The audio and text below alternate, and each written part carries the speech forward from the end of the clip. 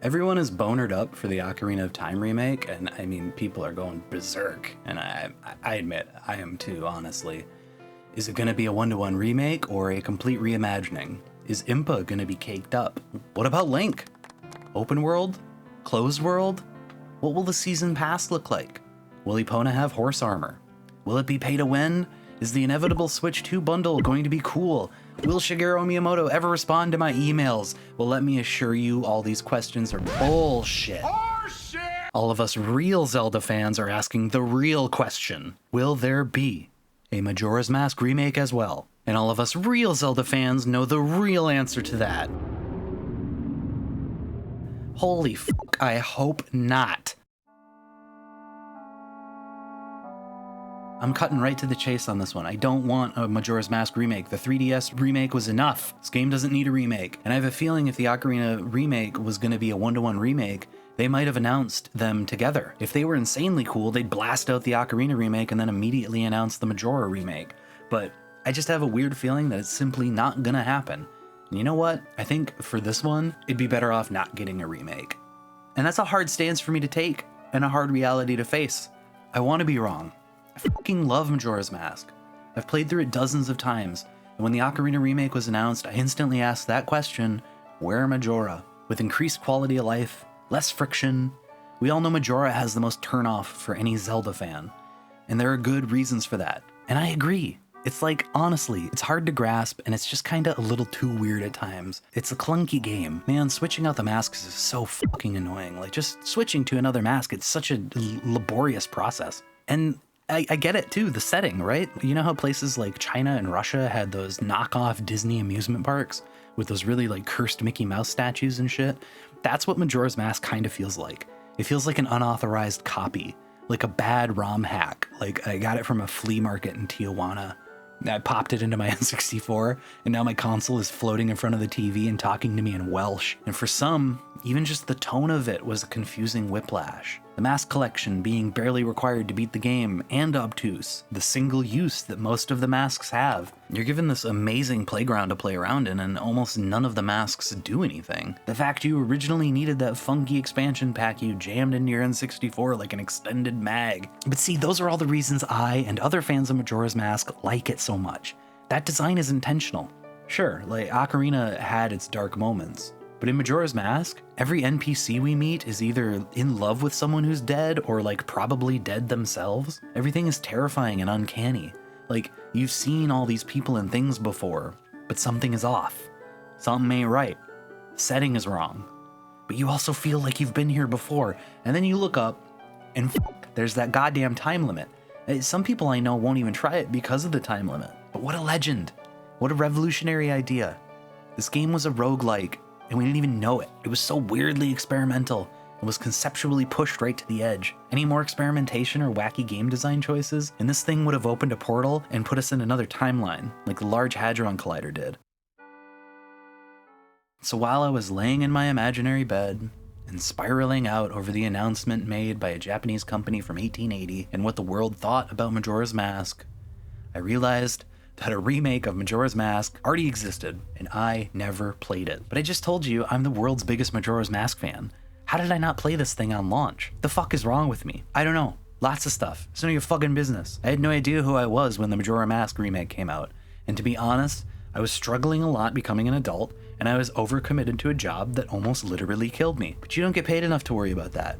And neither do I. Now, I know exactly who I am. I'm sexually active, and I'm so much more comfortable in my body and mind. And I just don't think this masterpiece needs a remake, or another remake. People are gonna hate this thing if it gets remade. I don't think the modern landscape of gaming could like handle a single run through of Majora's Mask in its current iteration.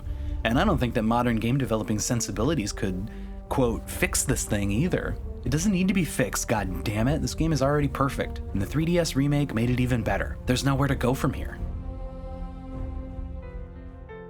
God damn it, I love this fucking shit, and I don't even know where to start. Let's go obvious. The somberness. Is it somberness? Sombrerity. The sombrerity is off the charts. Game starts in a pure black void, and you're introduced to a mysterious dude coveting a hovering mask. Then you press start, and the story begins with a quick exposition about Link and what he's doing. He's searching for a beloved and invaluable friend. I love how even the setup for this game is vague and confusing. How many people remembered that Navi left at the end of Ocarina of Time and that's the friend that Link is searching for? Also, why is he searching for Navi? He knows he doesn't deserve Navi. He's not supposed to have Navi. He's not even a fairy. So many things. There's so many stupid little details in this game that just send my mind spinning. The first shot that we see of Link is riding Epona through a foggy, unfamiliar, and vast forest. He's exhausted, his head is down, and he's probably asleep on Epona. It looks like one of my favorite pieces of art of all time, End of the Trail. This is a sculpture by James Earl Fraser. You've probably seen this thing before and not even realized it, as it's now almost elevated to a level of folk art. I mean, it was made in like the 1880s or something, right around the time Nintendo was founded. Weird coincidence? I think not. It's such an easy piece to understand, and you don't really need any backstory or explanation to catch what this thing is throwing. Its message and its visual language are strong and striking. The message it provides is bleak, but still hopeful. Even in the face of massacre, after losing everything and searching for it endlessly, you shouldn't give up. This sculpture is a lot like the message behind Majora's Mask, and in a way, I wonder if that was an intentional nod. I like to think so. I know it's only a small little section, but it's the first shot we see of Link in the game. It's important. The statue has, like I said, become sort of folk arty, and in that way, it's a little kitschy. So I can imagine a lot of Japanese offices have this statue in them. It's almost up there with the statue of David. I think it might be one of those frequency illusion biases, though, where once you become aware of something, you start to notice it a lot more. It's like when you get a new car and suddenly start seeing it on the road a lot more often. Like real life suddenly became Vice City. You finally got an Infernus, and now all of a sudden you see them everywhere. Frequency illusion. Keep your eyes peeled next time you're at your therapist's office. I bet Dr. Melfi has an End of the Trail statue in there. Mr. Soprano?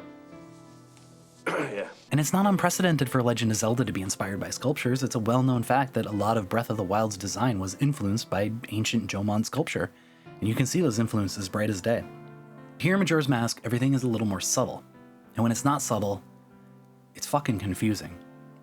The End of the Trail reference is barely a reference. It lasts for a few seconds before Link is knocked off Epona and thrust into a world he cannot escape from. The Skull Kid steals his prized ocarina and his horse, and in pursuing them, Link falls into a bottomless pit inside of a tree. Then he gets turned into a fucking Deku scrub.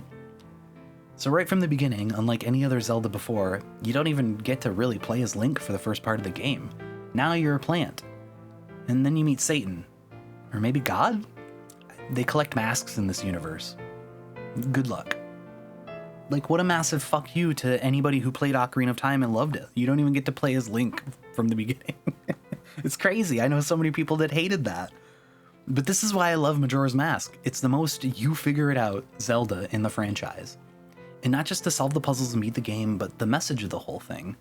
I feel like everyone who enjoys Majora's Mask pulls their own unique experience from it. More unique than Ocarina of Time. You know what though?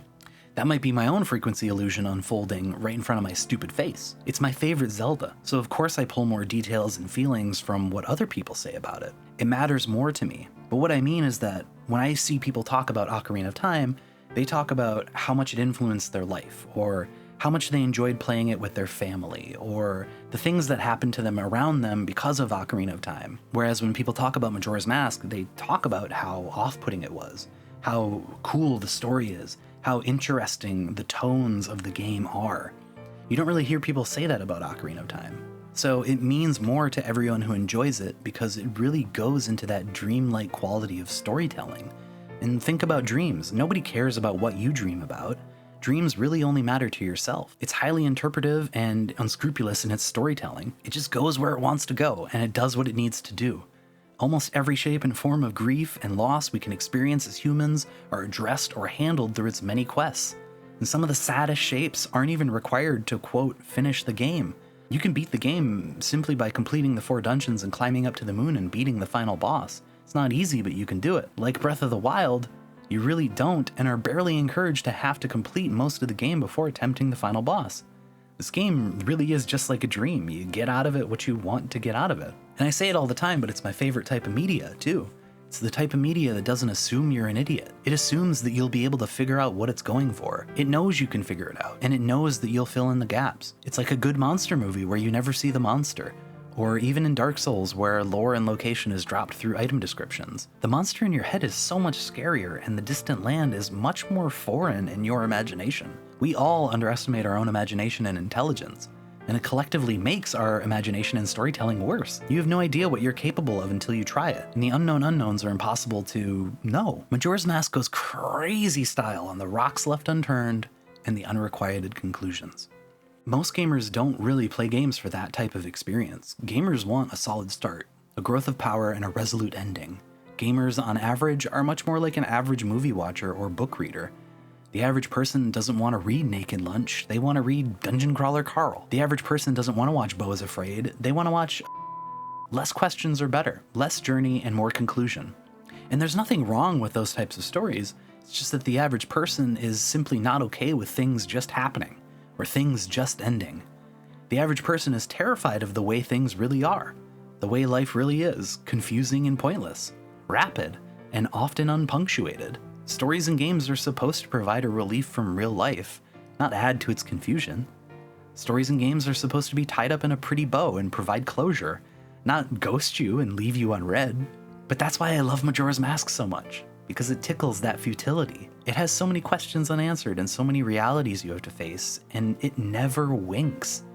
It never says, hey, this is some heady shit we're handling here, right? Everyone's loved ones are dead or running away. Isn't that heavy for a kid's game? They never say that. They never drop the mask. The game is pretty much convinced it isn't even wearing a mask to begin with. What a lovely game. And I'm so glad I went through the 3DS version as a refresher, and I'm so glad it got remade in this fashion. I'm totally on board with the Ocarina remake, no matter which way it goes. But man, I hope they treat Majora's Mask like the corpse it is, left well alone. A corpse should be left well alone. But basically what I'm saying is I would absolutely take a one-to-one remake of this Legend of Zelda because I think it's perfect the way it is. Just like I would love a life-size replica of The End of the Trail. It can be recast, but it shouldn't be resculpted. It doesn't need to be resculpted. There's nothing you can add to The End of the Trail that would communicate its intent more vividly. And I don't think there's a good or interesting way to completely retool this sculpture or Majora's Mask from the ground up. I don't want a one-to-one remake of the Ocarina of Time. I think that deserves a very fresh and new take. I think Nintendo needs to get wacky with the Ocarina of Time remake. It's such a boilerplate adventure story that you could take all kinds of turns with it, and I don't think people would get upset. I think they know what they're doing overall, and I trust that they would do it right if it's a complete reimagining. I hope so dearly that Ocarina of Time remake is not one-to-one, because I so dearly hope that they don't get the notion to remake Majora's Mask. That's all. Thanks for watching this video, everybody. I hope you enjoyed it. I had a lot of fun making it. I mean, I could talk about Majora's Mask ad nauseum. I am dying to know what you think about Majora's Mask. Do you think the 3DS remake was enough? Do you think it was better than the original? Even after playing the 3DS remake, I appreciate it a lot. I still think I like the original a little better. Majora's Mask is a little hard to control on an emulator. Or so I've heard. I didn't play this on an emulator. I totally played this on my 3DS with a legit copy. Physical. I'll even show you here. Just let me grab all this. Ah, shit. See, here's my 3DS and a copy of Basic Stick Fighting for combat. There's no tomfoolery here, and if you ask me, I'm not gonna tell you where to go to find emulators or ROMs, so don't even ask. Okay, thanks again, everybody. Have a great week, and I'll see you in the next one. Bye-bye.